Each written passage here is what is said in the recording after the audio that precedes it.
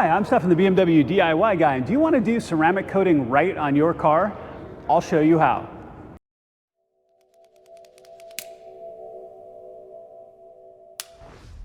All right, guys, so you can tell I am not in my garage. I'm at Prestige Auto Salon today with Jack, the owner. Jack, what are we doing today? So we're going to be applying Stek's Final Coat ceramic coating to his X3. It's a wonderful product that protects the paint from the elements, provides depth to the paint, keeps it cleaner longer, makes cleaning it a lot easier. It's really a fantastic product if you want to make your car look new for a long time.